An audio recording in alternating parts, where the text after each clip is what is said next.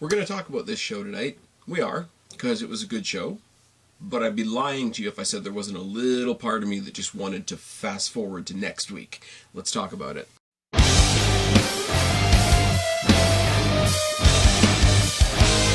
What's going on, everybody? It's your buddy, it's your pal Spaz Phoenix, the YWC Reality Check, here with the second half of your one day late November 21st, 2018 NXT UK review. Say that 3 times fast and put it down in the comment section below.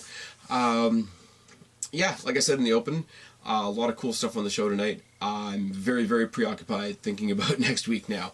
The women's tournament does roll on. We got a couple of individual feuds going forward. We got a little bit more tag team stuff. One match that I really can't believe is happening. A couple matches that I'm really, really looking forward to. But what do we have on the plate right now? Right now we have on the plate the NXT UK Women's Championship Tournament. And we got in the semifinals Dakota Kai versus Rhea Ripley. Now, if you doubted before that Dakota Kai was over as hell, not only do we have DK chants throughout this entire match, we also have the crowd singing Dakota Kai's name to the theme of the old Mana Mana from the Muppets. Have I mentioned how much I love the UK crowd?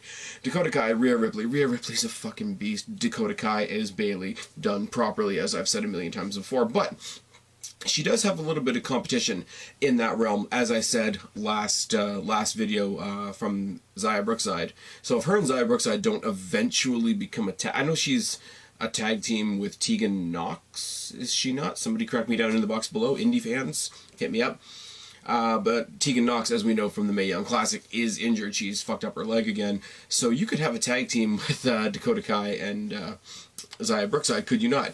Anyways, Ripley calls for a test of strength. They do a whole bunch of mind games because of the size difference and all that sort of thing. And much like Xia Brookside, Dakota Kai plays the undersized, you know, littlest dog in the fight really, really well. Double wrist lock by Kai and a great pinning sequence to follow. A shoving match. Ripley misses a drop kick, but Kai hits one of her own. Reverse bear hug by Ripley. Double stomp, or sorry, a roll through into a double stomp by Kai. Running kick on the apron by Kai. Gorilla press slam by Ripley. Choke on the ropes by Ripley and a face buster and a drop kick. A lot of drop kicks in this match. Also, I love the story because we do have a typical, you know, big guy versus little guy, sorry, big girl versus little girl, you know, heavy slams and strikes from Rhea Ripley, and obviously the stick and move from Dakota Kai. It's really, really good. Body shots by Kai and a corner spear by Ripley, drop kick by Ripley, and the standing figure 4 once again. Now they say on commentary that it is a standing, what's the thing I'm looking for? The Dean Malenko, the cloverleaf, but it really doesn't look, if you look at her while she's applying the move, it is a standing figure 4. So regardless of what Nigel McGuinness and the other guy whose name I can't remember say, I'm going to call it the standing figure 4, and if anybody else wants to correct me, they can do so, as I say, down in the box below. Kicks to the face by Kai and followed by a scorpion kick as she tries to go for the standing figure 4 again. A couple more forearms, a drop kick, a broski boot, and a haluva kick by Kai. Snake eyes on the apron by Ripley was just fucking badass, because it wasn't a typical, like, pick you up and drop you. She fully had her in, you know, piggyback sort of backpack style, throws herself forward so that Dakota Kai will smash her face on the apron. A couple of slaps by Kai, but the Riptide gets the win for Rhea Ripley. Now, the Riptide is something I really like because they finally gave it a name. It's basically the maneuver that Rhea Ripley does, where it's basically a pump handle slam into a sort of a sideways power bomb. Really, really nice power move for I believe, the biggest woman in the division. Not making fun of her, just pointing out facts as they are. And if they're going to keep putting her up against people like Xia Brookside and Dakota Kai, she's going to be the biggest person in the ring. Yeah, Rhea Ripley goes forward, doesn't really surprise anybody. I said it on Twitter tonight, the NXT UK Women's Division is absolutely stacked, but you do have 1, 2, or 3 stars really sitting at the top of that pile, much like the men's division with Pete Dunne and Mustache Mountain.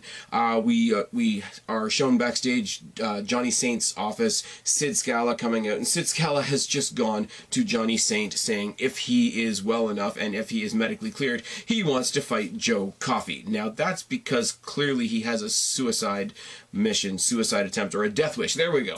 Words are hard sometimes. But he's going to fight Joe Coffey in 2 weeks.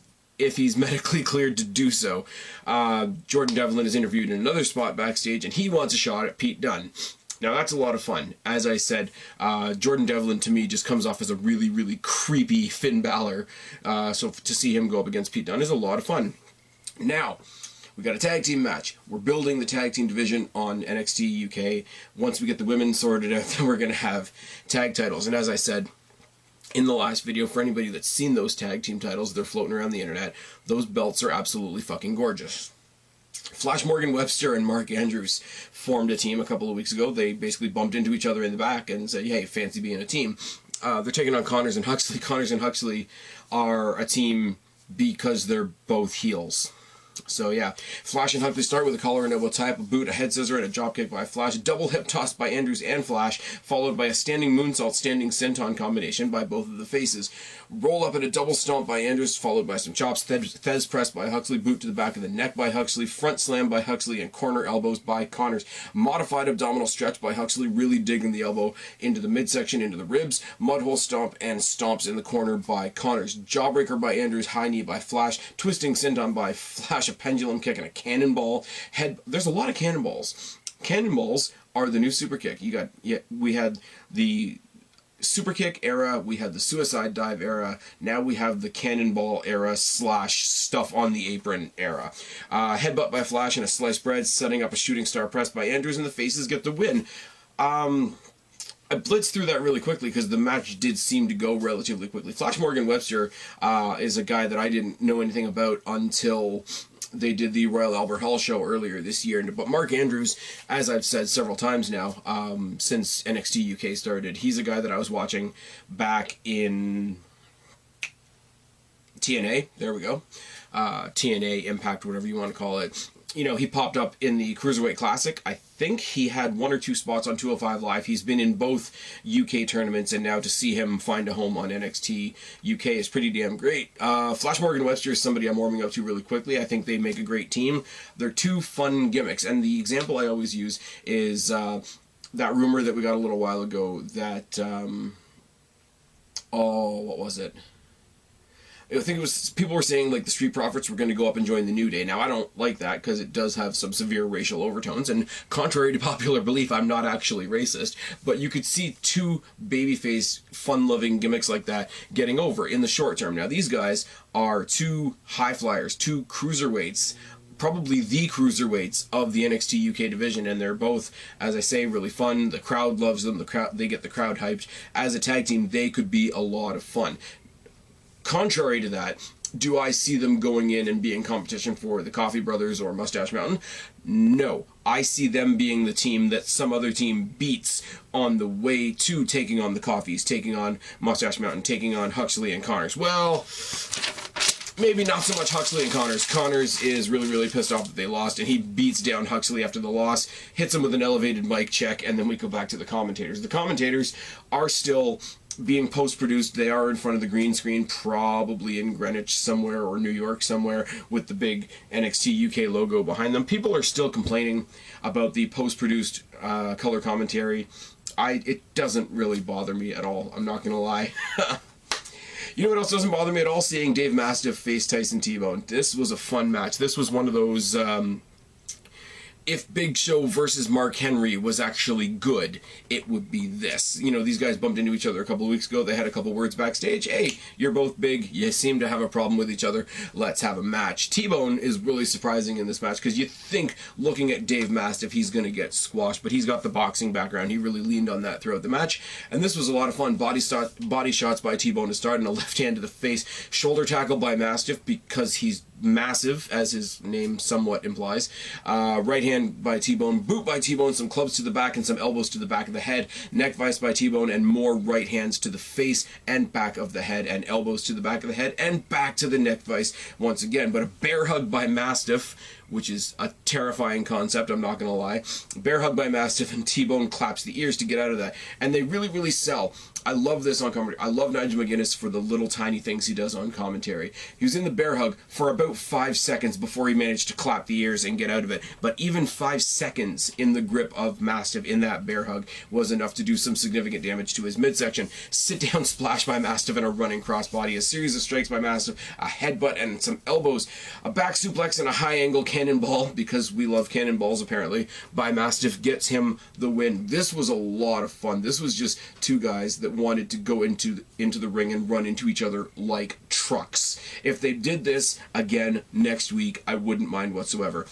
Not nearly the focus of the night. The focus of the night is definitely still on the women's tournament, but this was a nice little breather in between. It was good.